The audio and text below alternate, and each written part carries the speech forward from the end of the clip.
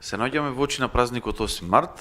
Според вас како треба да го слават жените? Со чајанки, по кафани или пак со нивна поголема борба за нивните права?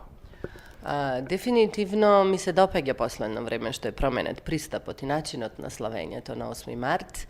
Еве, имам јас една покана од страна на британската амбасада за презентација на успешните приказки кои што се предводени од страна на жените како рол модел, како треба понатаму. Тој е пристапот на кој што треба повеќе да му посветиме внимание, да се крени свеста за припадноста на жената како родова припадност во општеството генерално, како во семејството како една основна единка на постоењето на општеството, така и во економскиот раст и социјалната структура на нашето општество. Значи, сметам дека во последно време пристапот спрема славењето на овај ден на интернационален ден на жената е променет во позитивен правец, онаков каков што треба да биде.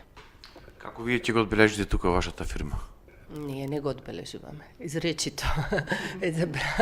Воопшто никогаш не сме го обележували од причини што кај нас воопшто нема родова разлика.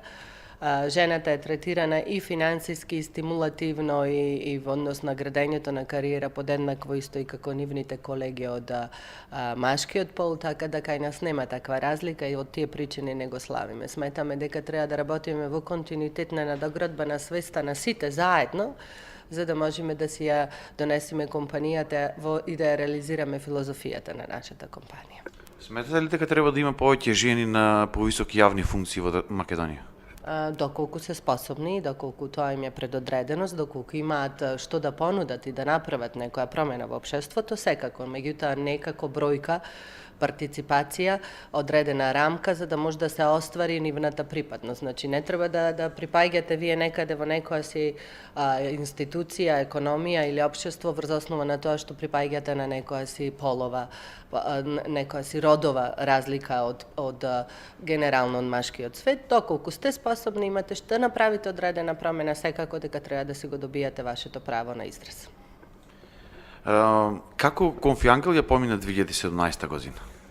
За Конфиангел 2017 беше одлична година, го задржавме органскиот раст со некаде околу 10% од претходната година, одржавме континуитетот во однос на бројот на вработени и квалитетот на производот, меѓутоа извозот ни се зголеми, нормално заради тој органски раст, и го задржавме посакуваното ниво на нето профитот кој што ни беше планиран. Всушност, се што имавме планирано и предвидено за 2017-та, ние си го реализиравме и сме задоволни. Од истата година, нашите предвидувања за 2018-та е во континуитет за органски раст, кој што овој пат, не знам колку органски, можно и да се задржи на 15%, со зголемен нет профит, и се надевам дека година ова време ќе разговараме исто вака за оваа година. Колку вработување моментално има Конфиангел? Некаде околу 950. Тие ни се рамките каде што се движиме тука. Планирате зголемување или таа е оптималната бројка? Не, сакаме да ја задржиме таа оптимална бројка, да ја етаблираме, да биде стабилна и да во континуитет да му возможуваме да има доволно работа за да може да се одржува тој континуитет на вработени и да се надоградуваат и да се едуцираат, за да се ги изградат своите кариери. Сакаме да го постигнеме органскиот раст преку поголема продуктивност со имплементација на нови системи во кои што во овој момент работиме. Дали во 2018 би се прошириле со нови инвестиции, нови производи или би останале на истото моментално ниво? Во континуитет ги прошируваме нашиот спектар на производи и постојано инвестираме во развој и во нов тип на производи за да ги освоиме и да ги задржиме постоечките пазари. Инвестиции во однос на објекти не остануваме тука каде што сме во овој временски период, ќе размислиме за таков тип на инвестиции во 2019. Оваа година главниот фокус на инвестиции ќе ни биде во делот на техничко-технолошки развој во компанијата за зголемена продуктивност и инвестиции во имплементирање на нови системи. Оваа година исто така одбележавте една година од постоењето на Somnie Shop, на вашата онлайн продавница, нешто што фирмите во Македонија го немаат, односно помалку го имаат. Како ја оценувате онлайн продажбата во Македонија? Одлично, јас морам да ги пофалам дечките од дизајн, кој што идејата беше нивна и со заеднички сили ја формираа самите и страната и онлайн продажбата. На почетокот нормално сите беа со недоверба, поготово во делот на користењето на личните податоци и плаќањето преку платниот промен преку картици. Меѓутоа, она што ми е задоволство денеска последна година, стварно задоволителен е процентот на извршената продажба преку онлайн и сигурноста во однос на користењето на картицата како платежно средство, со кој што ние го потврдивме и од тие причини иницирани сме да го прошириме онлайн продажбата, да ја прошириме и во регионот, конкретно во Албанија, Косово и Србија. Во колку држави извезувате производи? Скоро цела Европа. Англија ни е нормално и понатаму матична земја, Франција, Германија, Белгија, Италија, Украина, Чешка, скоро цела Европа. Кои се вашите очекувања како бизнисмен за 2018 година? Како ја оценувате бизнис климата во Македонија и новиот економски план кој што го представи владата?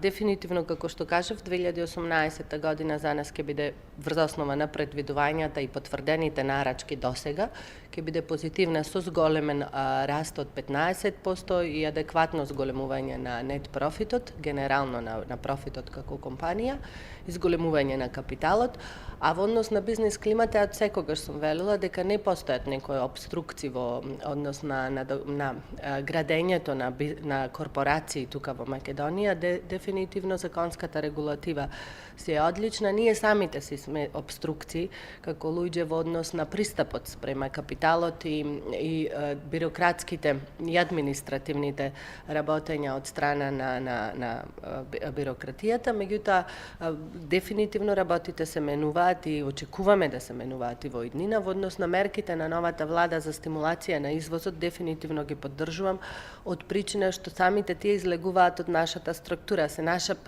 некој начин се предлог од бизнис елитата во Македонија, кои што сме членови Пристопанска комора на Македонија и нашиот вице-премиер господин Ангјушев, кој што до предизвесен временски период беше и член на таа комора, беше од другата страна на реката, заедно со сите нас сме ги работеле тие предлог мерки кои што сме ги посочувале на владата. Конечно, истите се предлог закон и дефинитивно ќе делуваат стимулативно на компаниите за да може да го зголемат степенот на извозот, како во Европа, така и во Западен Балкан. Едно прашање полого време уназад години ги мачеше и односно работодавачите, а тоа е повратокот на ДДВ. Што се случи моментално на овој план? Воопшто немаме никаков проблем. Значи редовно се враќа ДДВ-то точно на самиот ден кога е денот за поврат на истото. Ние веќе од пред 2 години влеговме во големи обврзници, поготово пристапот спрема големите обврзници и компаниите кои што се извозно ориентирани, кои што имаат право на поврат на ДДВ е дефинитивно фер и коректен. Моментално Македонија се наоѓа во една фаза каде што голем дел од населението се иселува. Работодавачите не може да најдат соодветен кадар. Дали вие се соочувате со еден таков проблем и како сметате дека видина би се запрел тој процес? Односно би се запрел со покачување на платата на вработените нормално. Причината зашто луѓето напуштаат Македонија не е само материјалниот надомес и животниот стандард. Поготово кај младите, дефинитивно им сметаат одредени постулати кои што постојат во нашата земја и луѓето се гладни за да доживеат ново искуство, да го осетат еден демократски начин на функционирање на едно општество. Премногу дозволивме политиката да се инкорпорира во сите сегменти од нашето општество и очигледно младите генерации имаат поинаков пристап и си го бараат своето сонце под небото некаде на друго место. Никогаш вие не можете да го забраните процесот на имиграција во двете правци. Тоа постоело во Македонија, постои и ќе постои. Меѓутоа, оно што е клучно за компаниите, пошто сепак основен капитал на секоја компанија е човекот како ресурс, е дефинитивно да му пристапе со поинаков пристап на луѓето како основен капитал, да работи на зголемување на животниот стандард во континуитет, да ги надоградува, да му направи една нормална работна животна средина каде што ќе биде среќен, меѓутоа истовремено да не го изостави фактот дека треба да ја задржи конкурентната вредност за да може да пласира производи во Европа. И самите знаете дека конкуренцијата за пласман на нашите производи од Македонија во Европа е дефинитивно строга и е ограничена со големо влијание од корпорација од кои што се направи огромни преку самата глобализација и мора да се внимава да не се изгуби и пласманот, кој што е клучен. Има шанси тие метастази на политиката кои што се инкорпорирани во секоја ткиво на општеството да ги уништиме за догледно време? Тоа зависи од нас. Зависи од нас доколку продолжиме да имаме ваков тип на слобода во смисла каде што ќе се чувствува демократијата на малце повисоко ниво и доколку не се сменат овие струјења и доколку ние самите не правиме фетиши од политичарите, него едноставно сваќаме дека тоа е нивна работна задача како на секој друг човек и нивна работа е да бидат политичари за да можат да имаат јавна и да ја сработат јавната одговорност и колективната свест и за тоа добиваат надомес, дефинитивно значи работите можат да се сменат. Значи сепак зависи од нас до кој степен ние сме инволвирани во политиката.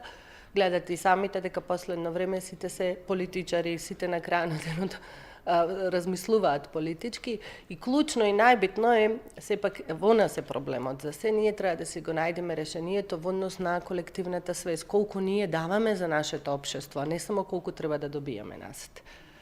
Еве за крај би завршиле со една ваша нова функција која што имате, а тоа е извршен директор на ФК Победа, една сосема различна бранша, но не толку далечна за вас.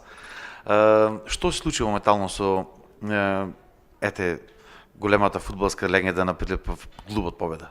Се надевам дека ќе се врати онаму каде што е местото. Ние знаете имавме изјави, дефинитивно треба да се врати Победа, конечно на Прилепчани и на фудбалската популација и на фудбалската нација, на љубителите на фудбалот, може да се врати само под еден услов, доколку личните интереси се тргнат настрана и се фокусираме само на фудбалот како фудбал.